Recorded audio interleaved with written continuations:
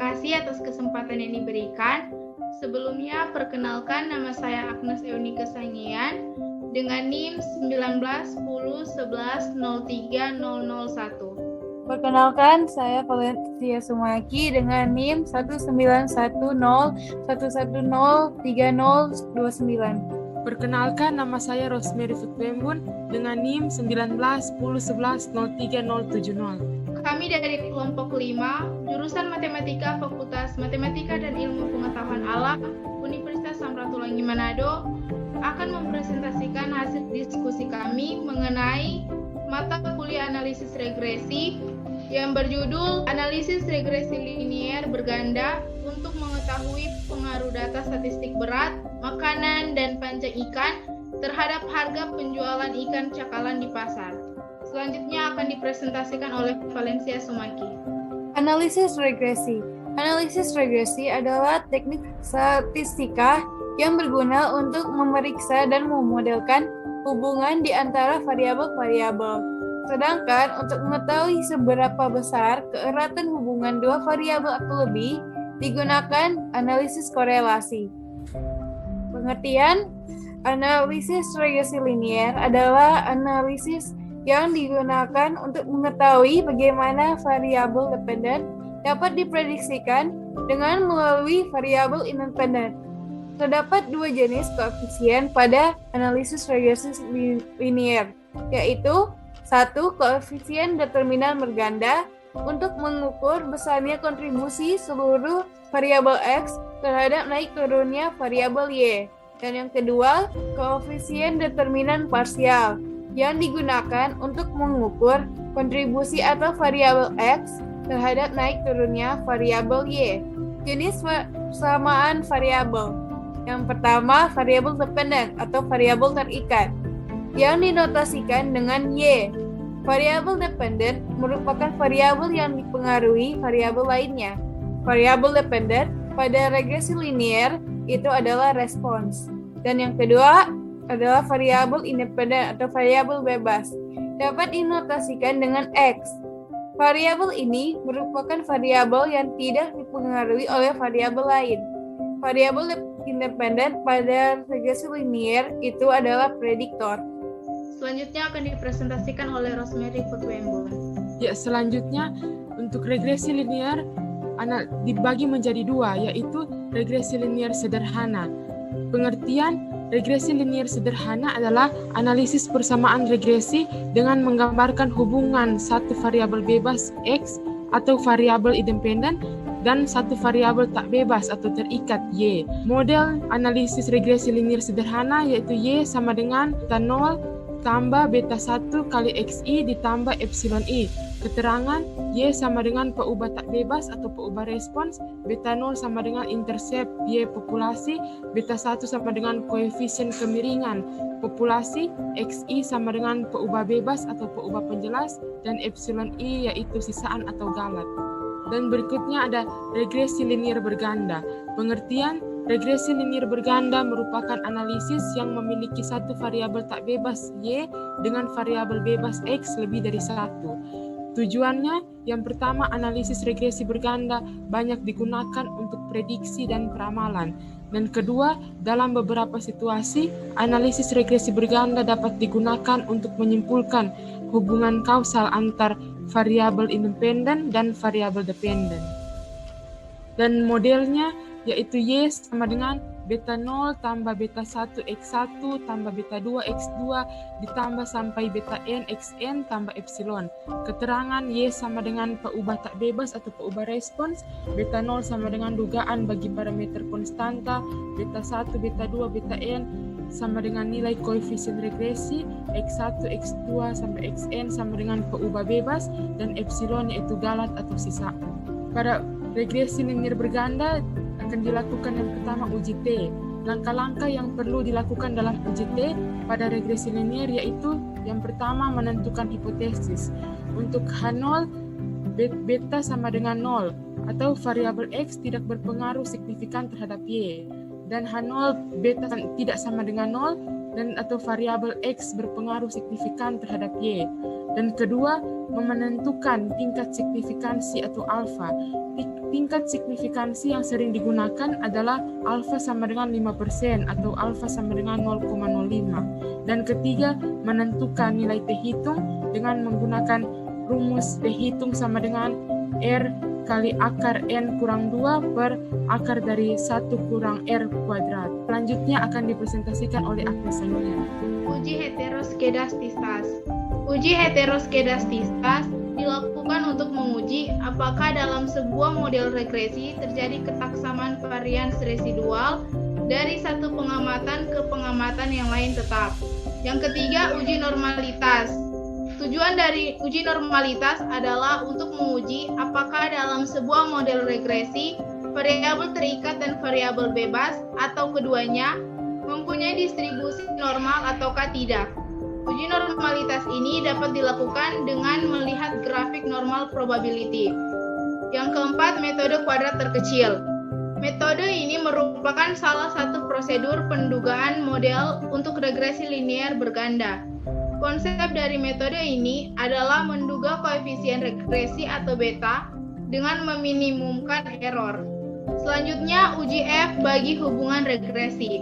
Tujuannya adalah untuk menguji apakah ada hubungan regresi antara peubah tak bebas Y dengan peubah bebas, yaitu X1, X2, dan seterusnya sampai dengan Xn. Maka langkah-langkahnya sebagai berikut. Yang pertama, H0 banding beta 1 sama dengan beta 2 sama dengan dan seterusnya sama dengan beta n kurang 10 versus H1 dibanding minimal ada 1 beta n tidak sama dengan 0. Yang kedua, menentukan taraf nyata atau alfa. Yang ketiga, menggunakan statistik uji F, yaitu F hitung sama dengan kuadrat tengah regresi dibagi dengan kuadrat tengah galat. Yang keempat, menentukan titik kritis dengan membaca tabel.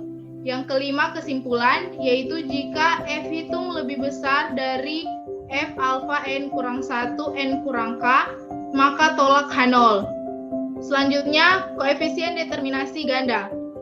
Koefisien determinasi ganda dinotasikan dengan R kuadrat, yang dapat didefinisikan sebagai berikut.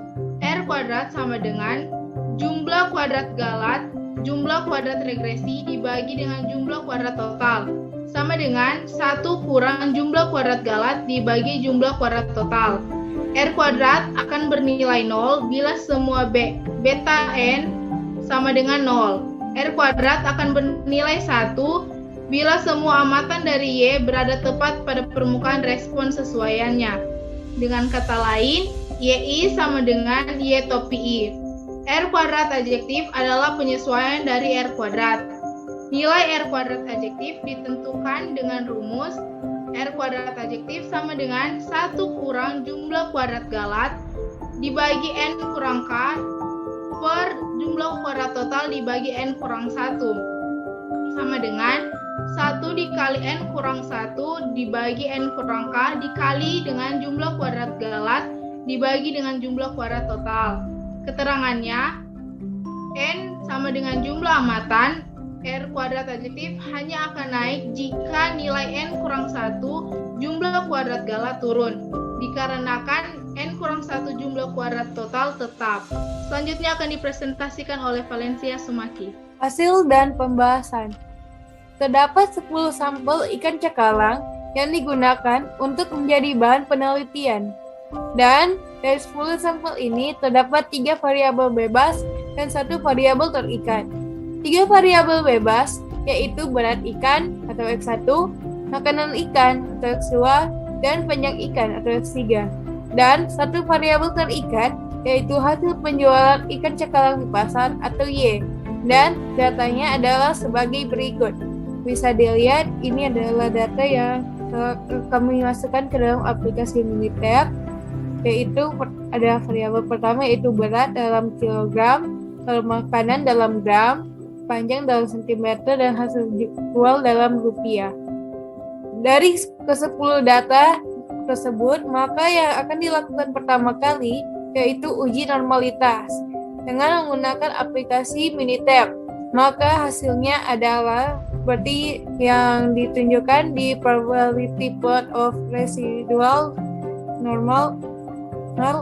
Bisa dilihat di sini garis regresinya dan titik-titiknya merupakan datanya, dan di sebelah kanannya terdapat angka yang itu mean, rata-rata, standar deviasi, n juga p-value yang sebesar 0,063. Dapat dilihat pada gambar di atas, yaitu grafik normal probability plot, bahwa grafik tersebut itu menunjukkan pola grafik yang normal. Hal tersebut dapat dilihat dari titik-titik yang menyebar di sekitar grafik normal dan penyebarannya mengikuti garis diagonal. Setelah melakukan uji normalitas, maka sekarang akan dilakukan uji F atau uji semutan pada data yang ada.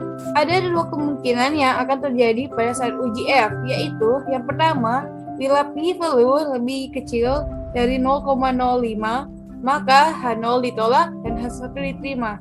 Artinya, variabel independen secara simultan atau bersama-sama mempengaruhi variabel dependen. Dan yang kedua, bila p-value lebih besar dari 0,05, maka H0 diterima dan H1 ditolak. Artinya, variabel independen secara simultan bersama-sama tidak mempengaruhi variabel dependen. Melakukan uji F dengan menggunakan aplikasi Minitab, hasil dari uji F bisa dilihat pada tabel ANOVA dan hasilnya adalah seperti dilihat di sini di tabel analysis of variance. Source-nya adalah variabel yang kami pakai, yaitu X1, X2, X3.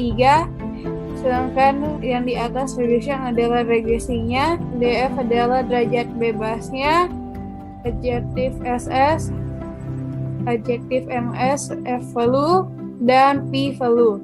Dari tabel ANOVA pada slide sebelumnya, maka didapatkan nilai F hitung sebesar 868,56 dengan angka signifikasi sebesar 0,000 dengan tingkat signifikasi 95% atau alfa sampai dengan 0,05. Angka signifikasi 0,000 lebih kecil dari 0,05. Dari perbandingan tersebut, maka H0 ditolak atau dapat diartikan variabel jumlah berat ikan X1, makanan ikan X2, dan penyang ikan X3 mempunyai pengaruh yang signifikasi secara bersama-sama terhadap hasil penjualan ikan kalang di pasar atau Y. Maka persamaan regresinya setelah dihitung di Minitab sebagai berikut. Regression equation Y sama dengan 0,295 tambah 0,00159 X1 tambah 0,0031 X2 tambah 0,03872 X3, di mana Y adalah harga ikan dan X1 adalah berat ikan, X2 adalah makanan ikan, dan X3 adalah penyang ikan. Setelah mendapatkan persamaan regresi dari uji F, selanjutnya dilakukan uji T terhadap variabel yang ada. Uji T dilakukan dengan menggunakan aplikasi Minitab. Dan uji T itu bisa dilihat pada tabel koefisien, hasilnya adalah sebagai berikut.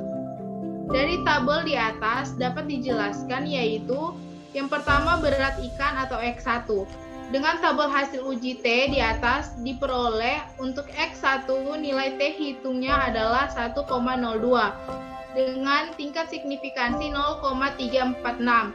Dengan menggunakan batas signifikan 0,05, maka nilai signifikansi tersebut lebih besar dari taraf 95%, yang berarti H0 diterima dan H1 ditolak.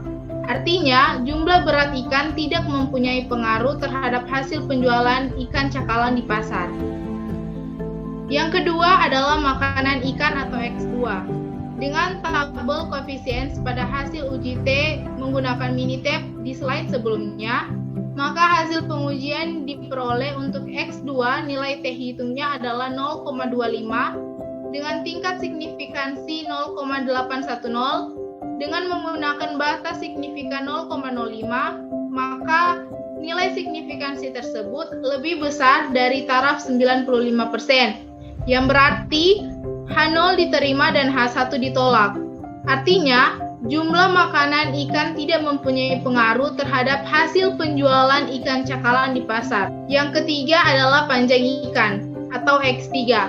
Dengan tabel koefisien pada hasil uji T menggunakan aplikasi Minitab pada slide sebelumnya, maka hasil pengujian diperoleh untuk X3, nilai T hitungnya adalah 4,29 dengan tingkat signifikansinya 0,005. Dengan menggunakan batas signifikan 0,05, maka nilai signifikansi tersebut lebih kecil dari taraf 95%, yang berarti H0 ditolak dan H1 diterima. Artinya, jumlah panjang ikan mempunyai pengaruh terhadap hasil penjualan ikan cakalang di pasar. Dari hasil uji T dari ketiga variabel tersebut, dapat dilihat jika hanya ada satu variabel yang mempunyai pengaruh terhadap hasil penjualan ikan cakalang di pasar, yaitu panjang ikan atau X3. Maka akan dilakukan uji T lagi untuk panjang ikan atau X3 terhadap hasil penjualan ikan cakalang di pasar atau Y. Selanjutnya akan dipresentasikan oleh Rosemary Putwemul. Setelah dilakukan uji T lagi untuk variabel Y dan X3 dengan menggunakan aplikasi Minitab, maka hasil uji T-nya dapat dilihat pada tabel koefisien sebagai berikut.